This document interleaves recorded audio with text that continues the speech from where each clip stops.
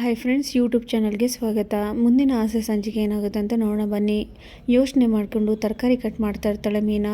ಹಿಂದ್ಗಡೆಯಿಂದ ಬಂದು ಮೆಲ್ಲಗೆ ಕಿವಿಗೆ ಊದ್ದಾಗ ಹೆದರ್ಕೊಂಡು, ರೀ ಏನ್ರಿ ಈ ಥರ ಎದುರಿಸ್ತೀರಾ, ನಾನೇನೋ ಯೋಚನೆ ಮಾಡ್ಕೊಂಡು ನಿಂತಿದ್ದೆ ಅಂತ ಹೇಳಿದಾಗ, ಏನೇ ಯೋಚನೆ ಮಾಡ್ಕೊಂಡು ನಿಂತಿದ್ದೆ, ಈ ಥರ ಭಯ ಪಡ್ತಾ ಇದೆಯಲ್ಲ ಅಂತ ಹೇಳಿದಾಗ, ಈ ಕಡೆ ಮೀನಾ ಹೇಳ್ತಾಳೆ, ರೀ ನಾನು ಒಂದು ಪೂಜೆ ಮಾಡಬೇಕಂತೆ ಅಂದಾಗ, ಏನು ಪೂಜೆ ಏನು ಅಂತ ಕರೆಕ್ಟಾಗಿ ಹೇಳು ಅಂತ ಹೇಳಿದಾಗ, ಈ ಕಡೆ ದೇವಸ್ಥಾನಲ್ಲಿ ಹೋಗಿರೋದು ಹೇಳ್ತಾಳೆ, ಅರ್ಚಕರೇ ನನಗೆ ಯಾಕೋ ಗೊತ್ತಿಲ್ಲ, ನಮ್ಮ ವಾರಗಿತ್ತಿಯವ್ರು ಹೇಳಿದರು ನನ್ನ ಟೈಮ್ ಸರಿ ಇಲ್ವಂತೆ, ನನಗೆ ಯಾವುದೇ ರೀತಿಯಿಂದ ಕಷ್ಟದ ಮೇಲೆ ಕಷ್ಟ ಬರುತ್ತಂತೆ ಅರ್ಚಕರೇ, ಏನು ಮಾಡಬೇಕು ಅಂತ ಗೊತ್ತಿಲ್ಲ.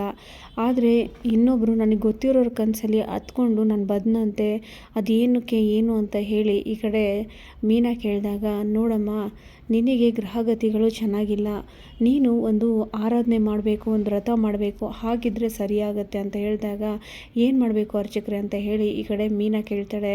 ಅರ್ಚಕರು ಹೇಳ್ತಾರೆ, ನೋಡಮ್ಮ ನೀನು 3 ದಿನ ವ್ರತ ಮಾಡಬೇಕು. ಅದು ಹೇಗಂತ ಅಂದರೆ ಬರೀ ಕಳಸ ಇಟ್ಟಲ್ಲ, ನೀನು ವ್ರತ ಮಾಡಬೇಕಾಗಿದ್ದು ಗೊಂಬೆಗಳ ಮಧ್ಯೆ ದೇವಿನ ಆರಾಧನೆ ಮಾಡಬೇಕು. ಆಮೇಲೆ ಎಲ್ಲರಿಗೂ ಕೂಡ ನೀನು ಪ್ರಸಾದ ಕೊಟ್ಟು ನೀನು ಆರಾಧನೆ ಮಾಡಿದರೆ ನಿನಗೆ ಆ ದೇವರು ಮೆಚ್ಚಿ ನಿನಗೆ ಆ ಗ್ರಹಗತಿಗಳನ್ನು ಸರಿ ಮಾಡ್ತಾರೆ. ಇನ್ನೊಂದು ವಿಷಯ, ನೀನು ಎಲ್ಲರಿಗೂ ಕೂಡ ಕರೆದುಬಿಟ್ಟು ಅರ್ಶಿನ ಕುಂಕುಮ ಕೊಟ್ಟು ನೀನು ದೇವಿನ ಆರಾಧನೆ ಮಾಡಿದರೆ ನಿನಗೆ ಎಲ್ಲದೂ ಒಳ್ಳೆಯದಾಗುತ್ತೆ ಅಂತ ಹೇಳಿರೋ ಮಾತು, ಅರ್ಚಕರೇ ಹೇಳಿರೋ ಮಾತು ಅಲ್ಲಿ ಸೂರ್ಯಂಗೆ ಹೇಳಿದಾಗ, ಓ ಇದಾ ವಿಷಯ ನಿನಗೆ, ಅಲ್ಲಮ್ಮ ಮೀನಮ್ಮ ಪೂಜೆ ಮಾಡದೇ ಇದ್ರೆ ಆಗಲ್ವಾ ಅಂತ ಹೇಳಿದಾಗ, ಈ ಕಡೆ ಮೀನಾ ಹೇಳ್ತಾಳೆ, ಅಲ್ಲ ರೀ, ಈಗ ಒಂದು ಮಗು ಅಳ್ತಾ ಇಲ್ಲ ಅಂತಂದರೆ ಆ ಮಗುಗೆ ಹೊಟ್ಟೆ ಹಸಿವಾಗಿದೆ ಅಂತ ಹೇಗೆ ತಾಯಿ ಊಟ ಕೊಡ್ತಾಳೆ? ಆ ಮಗು ಅಳದೇ ಇದ್ದರೆ ಅದಕ್ಕೇನು ಬೇಕು ಅಂತ ತಾಯಿಗೆ ಹೇಗೆ ಗೊತ್ತಾಗುತ್ತೆ ಅಲ್ವಾ? ಅದು ಕೂಡ ದೇವರು ಕೂಡ ಹಾಗೆ, ನಾವು ಪೂಜೆ ಮಾಡಿಕೊಂಡು ಬೇಡ್ಕೊಂಡ್ರೆ ಮಾತ್ರ ದೇವರು ನಮಗೆ ಒಳ್ಳೇದು ಮಾಡ್ತಾರೆ ಅಂತ ಹೇಳಿ ಈ ಕಡೆ ಹೇಳಿದಾಗ, ಹೌದಮ್ಮ ನೀನು ಹೇಳೋದು ಕರೆಕ್ಟೇ, ಈಗೇನು ಸೋನ್ ಪಾಪಡಿ ಕಡೆಯಿಂದ ಹೇಳಿಸೋದ ಅಂತ ಹೇಳಿದಾಗ, ಅಲ್ಲ ರೀ ಶ್ರುತಿಗೆ ನಾವು ಮಾತಾಡ್ಸಲ್ಲ, ನಿಮಗೆ ಗೊತ್ತು, ನಾವು ಈಗ ಅತ್ತೆಗೆ ಮುಂದೆ ನಾಟಕ ಮಾಡಿಬಿಟ್ಟು ಶ್ರುತಿಗೆ ಮಾತಾಡ್ಸಲ್ಲ ಅಂತ ಹೇಳಿದ್ದೀವಿ. ಈಗ ಅವರೇನಾದರೂ ಗೊಂಬೆ ಪೂಜೆ ಅದು ಇದು ಅಂತ ಅಂದರೆ, ಶ್ರುತಿ ಯಾವತ್ತೂ ಗೊಂಬೆ ಪೂಜೆ ಆ ಪೂಜೆ ಮಾಡಿರಲ್ಲ, ಅದು ಮಾಡಿದರೂ ಕೂಡ ನಾನು ಹೇಗೆ ಮಾಡೋಕ್ಕಾಗುತ್ತೆ ಪೂಜೆನ ಅಂತ ಹೇಳಿದಾಗ, ಹೌದು ಈಗೇನು ಮಾಡೋದು, ಈಗ ಪೌಡ್ರಮ್ಮನ ಕಡೆಯೂ ಹೇಳ್ಸೋಕ್ಕಾಗಲ್ಲ, ಈಗೇನು ಮಾಡೋದು ಅಂತ ಹೇಳಿ ಯೋಚನೆ ಮಾಡ್ತಾ ಇರುವಾಗ ಮೀನಾ ಹೇಳ್ತಾಳೆ, ಏನು ಮಾಡೋದು ರೀ, ನನಗಂತೂ ಈಗ ಪೂಜೆ ಮಾಡಲಿಲ್ಲ ಅಂದರೆ ನನಗೆ ಸರಿಯಾಗಲ್ಲ, ಅರ್ಚಕರು ಹೇಳಿದಾರಲ್ವ ನಾನು ಆ ಥರ ಮಾಡಲೇಬೇಕು ಅಂತ ಹೇಳಿದಾಗ, ಅಷ್ಟರಲ್ಲಿ ಅಪ್ಪನ ಕಡೆ ಹೇಳಿಸಿದ್ರೆ ಹೆಂಗಿರುತ್ತೆ ಅಂತ ಹೇಳಿದಾಗ, ಅಷ್ಟರಲ್ಲಿ ಮೀನಾ ನೀರು ಕೊಡಮ್ಮ ಅಂತ ಹೇಳಿ ಈ ಕಡೆ ರಂಗನಾಥ್ ಅವ್ರು ಬರ್ತಾರೆ. ಕರೆಕ್ಟ್ ಟೈಮಿಗೆ ಬಂದರು, ನಾವೀಗ ಮಾತಾಡೋಣ ಬಾ, ನೀರು ತೊಗೊಂಡು ಬಾ ಅಂತ ಹೇಳಿ ನೀರು ತೊಗೊಂಡು ಹೋಗ್ತಾರೆ. ಹೋದ್ಮೇಲೆ ಅಪ್ಪ ಈಗ ಬಂದ್ರ ಅಂದಾಗ, ಏನಪ್ಪ ಟ್ರಿಪ್ ಇಲ್ವಾ ನಿನಗೆ, ಏನಕ್ಕೆ ಮನೇಲಿದೆ ಅಂದಾಗ, ಏನು ಮಾಡೋದಪ್ಪ ಗ್ರಹಗತಿಗಳು ಚೆನ್ನಾಗಿಲ್ವಲ್ಲ, ಹಾಗಾಗಿ ನಾವು ಸರಿ ಮಾಡ್ಕೋಬೇಕಲ್ಲ ಅಂದಾಗ, ಏನಪ್ಪ ಆ ಥರ ಮಾತಾಡ್ತಿದ್ಯಾ ಅಂದಾಗ, ಏನಪ್ಪ ಮಾಡೋದಪ್ಪ ಟೈಮ್ ಸರಿ ಇಲ್ಲ ನಮ್ಮದು, ಆ ಟೈಮ್ ಸರಿ ಇಲ್ಲದಾಗ ನಾವೇನು ಮಾಡೋಕ್ಕಾಗಲ್ಲ, ನಾವೇನೇ ಕಷ್ಟಪಟ್ಟರು ಕೂಡ ನಾವು ಉದ್ಧಾರ ಆಗೋಕ್ಕಾಗಲ್ಲ ಅಂತ ಹೇಳಿ ಹೇಳ್ತಾನೆ ಸೂರ್ಯ.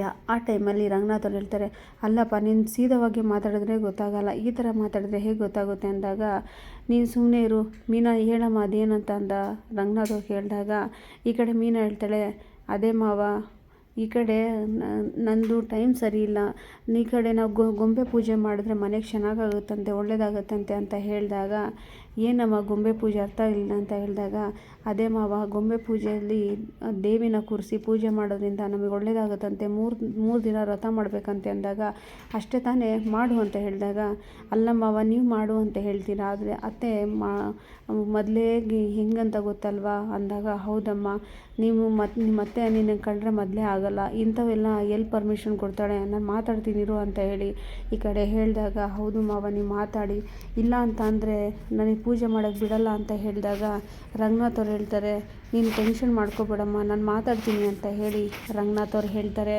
ಅದೇ ಟೈಮಲ್ಲಿ ರೋಹಿಣಿ ಶಾಂತಿ ಇಬ್ಬರು ಬರ್ತಾ ಇರ್ತಾರೆ.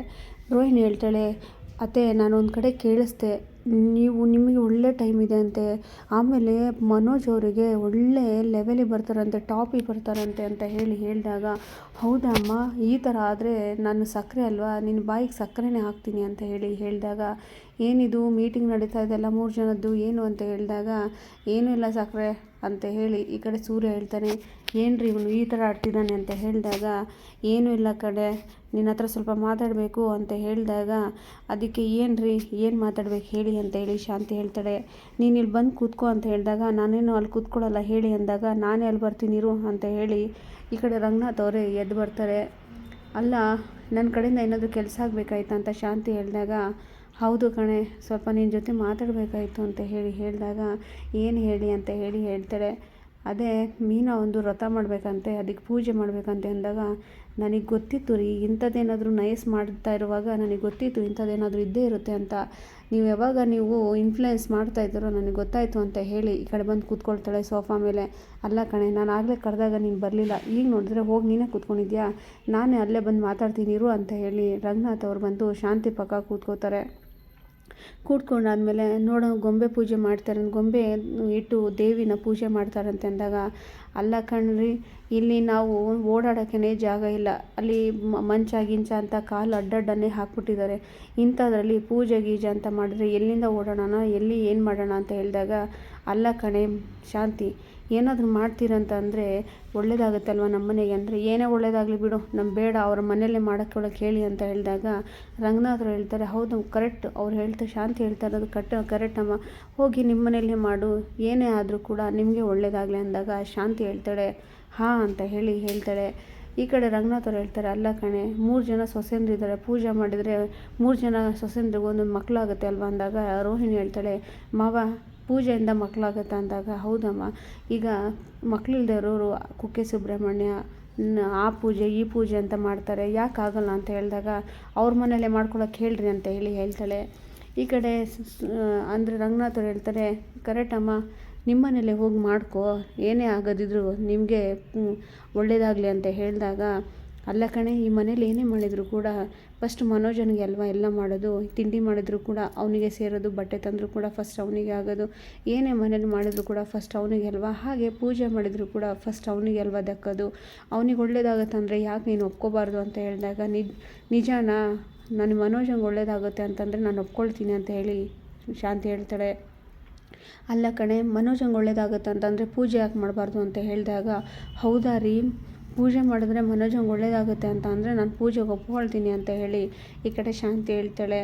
ಸರಿ ಮೀನಾ, ನೀನು ಹೋಗಿ ಪೂಜೆಗೆ ರೆಡಿ ಮಾಡ್ಕೊಳಮ್ಮ ಅಂತ ಹೇಳಿದಾಗ, ಅದಕ್ಕೆ ಹೇಳ್ರಿ ಅವಳಿಗೆ ನಮ್ಮ ಮನೋಜಂಗೆ ಒಳ್ಳೇದಾಗಲಿ ಅಂತ ಹೇಳ್ಕೊಳಕ್ಕೆ, ರೋಹಿಣಿ ನೀನೇ ಮಾಡ್ಬೋದಲ್ಲ ಅಂತ ಕೇಳಿದಾಗ, ಏನತ್ತೆ ನೀವು, ನನಗೂ ಪಾರ್ಲರು ಅದು ಇದು ಅಂತ ಓಡಾಡ್ತಾ ಇರ್ತೀನಿ, ನೀನು ದೇವ್ರದ್ದೆಲ್ಲ ನಾನು ಮಾಡೋಕ್ಕಾಗಲ್ಲ ಅಂತ ಹೇಳಿದಾಗ, ಈ ಕಡೆ ರಂಗನಾಥ್ ಅವ್ರು ಹೇಳ್ತಾರೆ, ನೋಡೆ, ಒಳ್ಳೇದಾಗೋದಿದ್ರೆ ಮನೋಜಂಗೆ ಒಳ್ಳೇದಾಗುತ್ತೆ, ಒಪ್ಕೊಳ್ಳೋದಿದ್ರೆ ಒಪ್ಕೋ ಬೇಗ ಅಂತ ಹೇಳಿದಾಗ, ಸರಿ ಆಯಿತು, ಪೂಜೆ ಮಾಡೋಕ್ಕೆ ಹೇಳಿ ಅಂದಾಗ, ನೀನೇ ಹೇಳ್ಬೋದಲ್ಲ ನಿನ್ನ ಬಾಯಿಂದ ಅಂತ ಹೇಳಿದ್ದಾರೆ.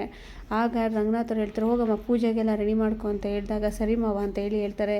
ಇನ್ನೊಂದು ಕಡೆ ಕಸ್ತೂರಿ ಮನೆಗೆ ಊಟ ತಗೊಂಡು ಮೀನಾ ಬರ್ತಾಳೆ. ರೂಮ್ ಬಾಗಿಲು ಓಪನ್ ಮಾಡಿ ನೋಡಿದಾಗ ಸ್ಟೂಡೆಂಟ್ಸು ಒಂದು ಹುಡುಗಿ ಅಪ್ಕೊಂಡು ನಿಂತಿರ್ತಾರೆ. ಅದನ್ನು ನೋಡಿಕೊಂಡು ಮೀನಾ ಶಾಕಾಗಿ ನೋಡ್ತಾ ಇರ್ತಾಳೆ. ಇವರಿಬ್ಬರು ಸ್ಟೂಡೆಂಟ್ ನೋಡಿಬಿಟ್ಟು ಮೀನನ್ನು ನೋಡಿ ಶಾಕಾಗಿ ನಿಂತ್ಕೊಂಡಿರ್ತಾರೆ. ಇನ್ನೊಂದು ಕಡೆ ಗೊಂಬೆ ಪೂಜೆ ಮಾಡಬೇಕು ಅಂತ ಹೇಳ್ಬಿಟ್ಟು ಗೊಂಬೆ ಎಲ್ಲ ತಂದಾಗ ಅದರಲ್ಲಿ ಒಂದು ಬೇರೆ ಥರ ಶಿಲಾಬಾಲಕ್ಕೆ ಗೊಂಬೆ ಬಂದಿರುತ್ತೆ. ಅದನ್ನು ನೋಡಿ, ಅಲ್ಲ ಇವನೇನು ಒಂದು ಕೆಟ್ಟ ಗೊಂಬೆ ಹಾಕಿಟ್ಟಿದ್ದಾನಲ್ಲ ಇದರಲ್ಲಿ ಅಂತ ಹೇಳಿ ಸೂರ್ಯ ಹೇಳಿದಾಗ, ರೀ ನಾನು ಹೇಳಿದ್ನಲ್ಲ ಸ್ಟೂಡೆಂಟು ಯಾವ ಥರ ನಿಂತಿದ್ರು ಅಂತ, ಈ ಥರ ನೀನು ನಿಂತಿದ್ರು ರೀ ಅಂತ ಹೇಳಿದಾಗ, ತೋರಿಸೋ ಅದು ಯಾವ ಥರ ಅಂತ ಅಂದಾಗ, ಅಪ್ಪ ಅದೆಲ್ಲ ನೀನು ನೋಡಬಾರ್ದು ಬಿಡಪ್ಪ, ಅದು ಕೆಟ್ಟದಾಗಿದೆ ಅಂತ ಹೇಳಿದಾಗ, ಈ ಕಡೆ ರಂಗನಾಥ್ ಅವ್ರು ಹೇಳ್ತಾರೆ, ಅಲ್ಲೇ ತೋರಿಸೋ ಏನದು ಅಂತ ಅಂದಾಗ, ಅಪ್ಪ ನೋಡಪ್ಪ ಈ ಥರ ಇದೆ ಅಂತ ಹೇಳಿದಾಗ ಶಾಂತಿ ಕೂಡ ಶಾಕಾಗಿ ನೋಡ್ತಾ ಇರ್ತಾಳೆ. ಮಾವ, ನಾನು ಅವತ್ತು ಹೇಳಿದ್ನಲ್ಲ, ಇದು ಸ್ಟೂಡೆಂಟು ಯಾವ ಥರ ಇದ್ದರು ಅಂತ, ಸೇಮ್ ಇದೇ ಥರ ಇದ್ರು ಮಾವ ಅಂತ ಹೇಳಿದಾಗ, ಸೂರ್ಯ ಕೂಡ ಈ ಥರನಾ ಅಂತ ಹೇಳಿ ಶಾಕಾಗಿ ನೋಡ್ತಾ ಇರ್ತಾನೆ. ಈ ಕಡೆ ರಂಗನಾಥ್ ಅವರು ಕೂಡ ಈ ಥರನಾ ಅಂತ ಹೇಳಿ ಅವರು ಕೂಡ ನೋಡಿದಾಗ ಶಾಂತಿ ಎಲ್ಲರ ಮುಖ ನೋಡಿ ಈ ಯೋಚನೆ ಮಾಡ್ತಾ ಇರ್ತಾಳೆ. ನೋಡೋಣ ಮುಂದಿನ ಸಂಚಿಕೆಯಲ್ಲಿ ಏನಾಗುತ್ತೆ. ಈ ಸಂಚಿಕೆ ಇಲ್ಲಿಗೆ ಮುಕ್ತಾಯ ಆಗುತ್ತೆ. ಎಲ್ಲರಿಗೂ ಧನ್ಯವಾದಗಳು.